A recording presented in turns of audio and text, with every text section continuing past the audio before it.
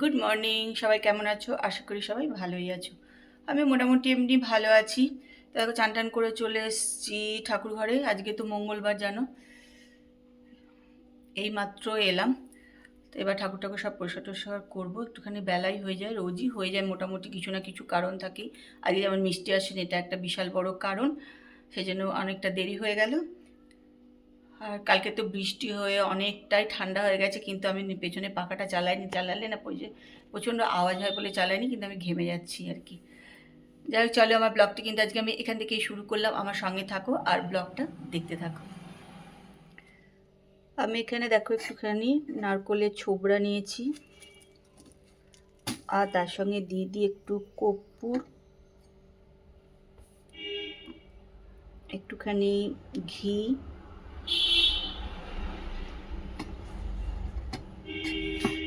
একটু মধু,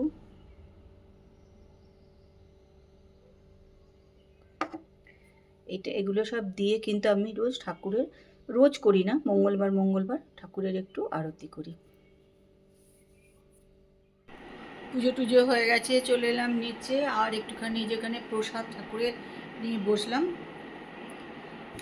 খেতে। আর এসে তাপসে ভাত বসিয়ে দিয়েছি, কিন্তু আজকে অনেকটা দেরিতে এসে ভাত বসালাম। ওরও খেতে একটু দেরি হয়ে যাবে, কি করব, আজকে পুজো করতে গিয়ে অনেক দেরি হয়ে গেছে আমার। রোজই দেরি হয়ে যায়, সকালবেলাটা আসলে এমন কাজকর্ম থাকে, তারপরে ওরাও তো দেরি করে করে আসে, সব কিছু মিলে না দেরি হয়ে যায়, কিছুতেই সকাল সকাল পুজো করতে পারি না আর কি। তো চলে এবার একটুখানি প্রসাদটা খেয়ে নিই, পরে আসছে তোমাদের সঙ্গে কথা বলতে। আজকে দুপুরবেলা নিয়ে বসে পড়লাম সাবু। এই যে সাবু ভিজিয়ে রেখেছিলাম, এখন বাজে হচ্ছে 3টে 10।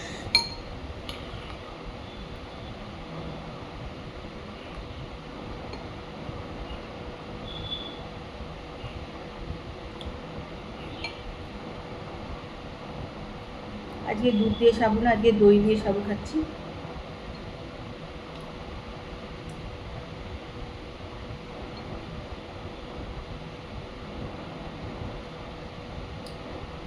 দই দিয়ে সাবু সাধারণত আমি খাই না, দুধ দিয়ে খেলে দুধ দিয়ে খাই, কম, দুধ দিয়ে খাই খেলে। কলা টলা দিয়ে কিন্তু আজকে কিছুই দিইনি, যেহেতু দই দিয়েছি বলে। আর একটুখানি ওই কিশমিশ দিয়েছি শুধু।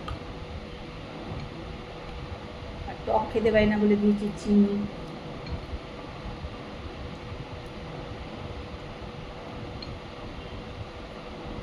খারাপ লাগছে না, ভালোই লাগছে, খিদে পেলে সব কিছু ভালো লাগে।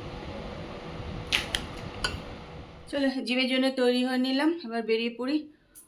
3 দিন জিম কামাই করেছি গরমের জন্য, তখন প্রচণ্ড গরম ছিল, যাওয়া যাচ্ছিলই না, ভীষণ কষ্ট হচ্ছিল, ওই জন্যই যাইনি। তা আজকে আবার রেডি হয়ে নিলাম, চলো বেরিয়ে পড়ি। চলো জিম থেকে চলে এলাম বাড়ি, এখানে একটু পাখার তলায় এসে বসলাম। এবার ফ্রেশ হবো, পুরো গা ধুতে হবে, পুরো ঘেমে চান হয়ে গেছি। তারপরে আবার যাবো রিহার্সালে।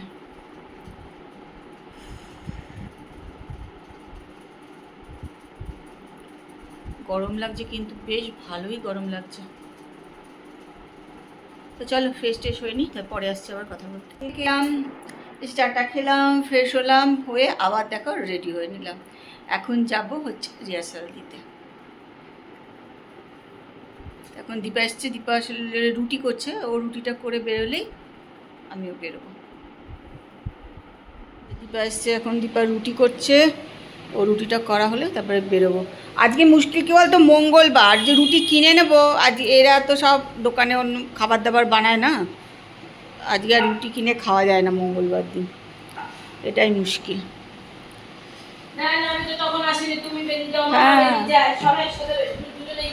ওই জন্য আজকে রুটি কিনে খাওয়া যায় না, আজকে দীপাকে এসে করতে হয়। দেখো গাছের ভেতরেই আম কিরম ফেটে গেছে, দেখ দীপা, আমটা গাছেই ফাটা ছিল জানিস,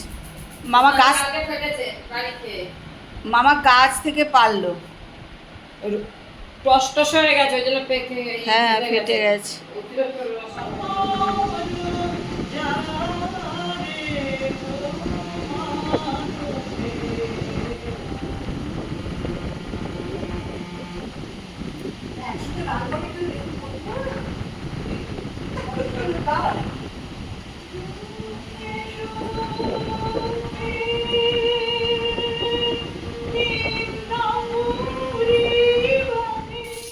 রিহার্সাল দিয়ে চলে এলাম বাড়ি। এসে দেখো এক জায়গায় বসালাম পটল ভাজা, আর এখানে বসালাম চা। কেন আমি খাবো একটু চা, আবার প্রচণ্ড মাথা যন্ত্রণা করছে, একদম ভালো লাগছে না।